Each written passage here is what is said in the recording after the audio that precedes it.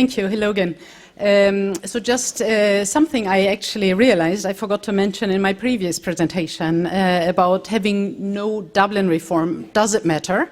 I mean, we get along, we have Dublin 3, all is fine, the numbers are down. What does it matter, having or not a reform?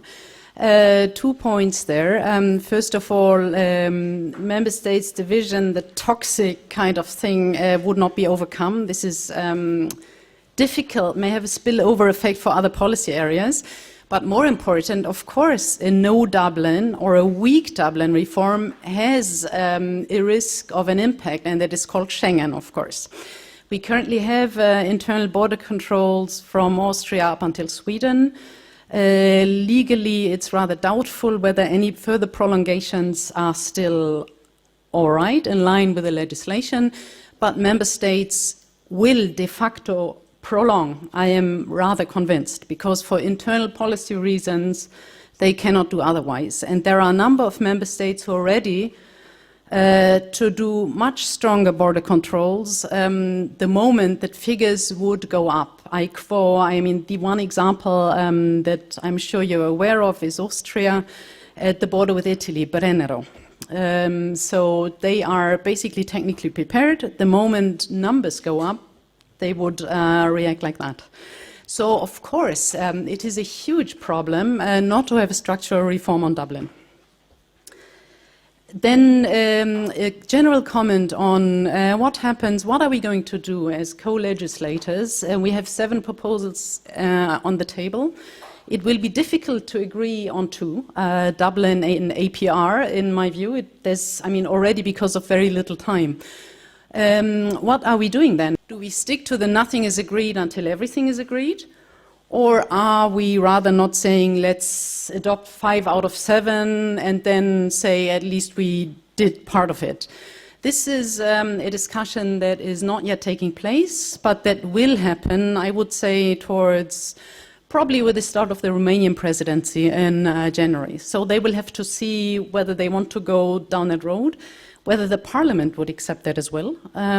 What is clear is that 5 out of 7 by far doesn't have the impact a reform would have with a reformed Dublin. That is for sure, regardless of any kind of political spin and presentation that will be given.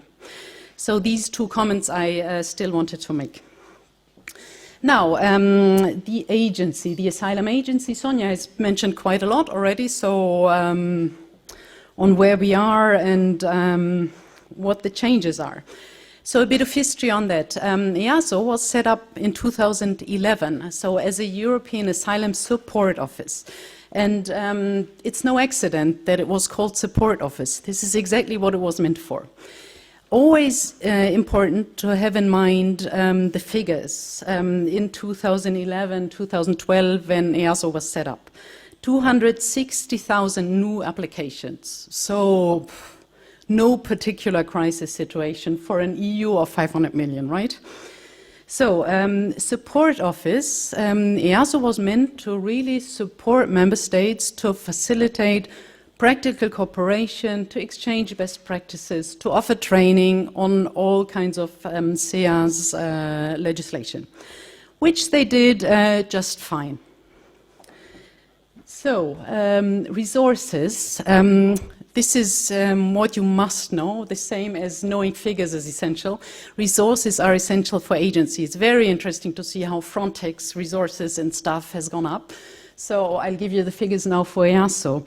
When they started, at the beginning in 2012, they had 61 staff, which is fine to do a bit of training and to do a bit of coordination and best practice, that's all right.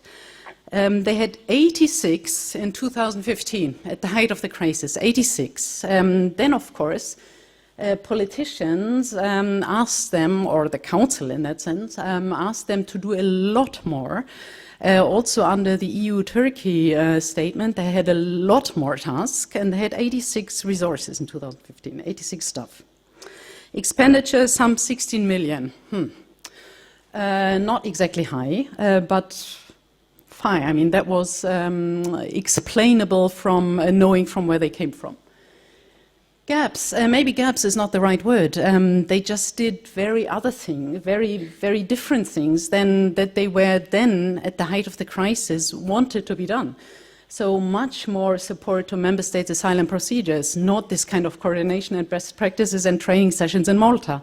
That was not what was needed anymore.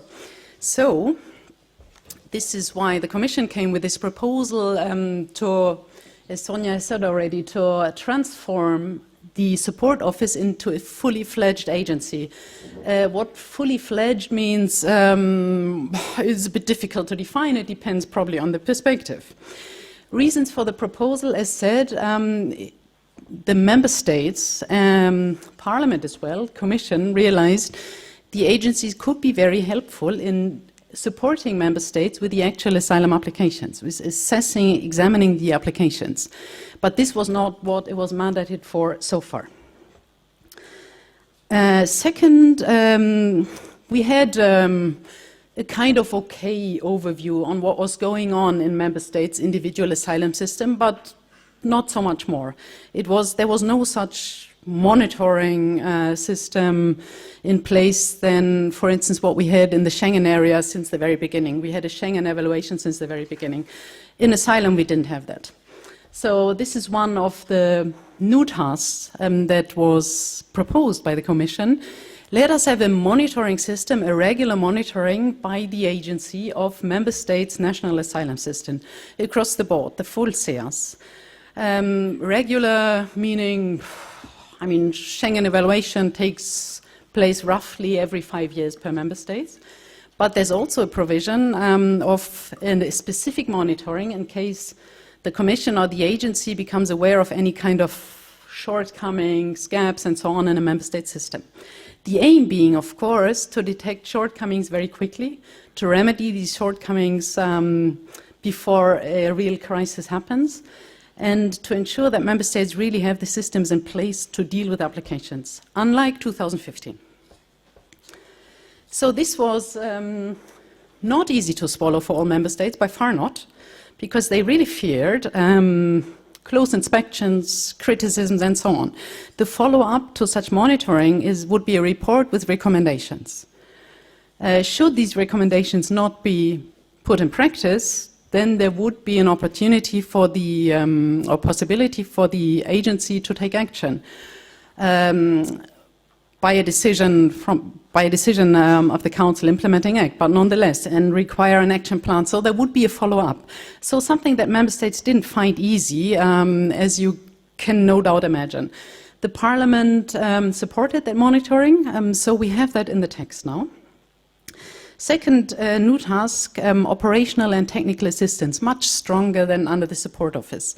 So the wording there was to facilitate the examination of applications. It was not more than facilitate, so it's a bit vague, this term, but this is what is there. Then, for instance, a mandate for the agency to develop a common country of origin information. This has always been difficult, has led to huge divergences in member states, in outcomes, in member states' decisions on asylum applications. And not all member states have the same resources to determine these, to have these country of origin informations in place. Those with a lot of applications, of course, have a much more developed system for that. So let's bundle that, let us have a common country of origin information.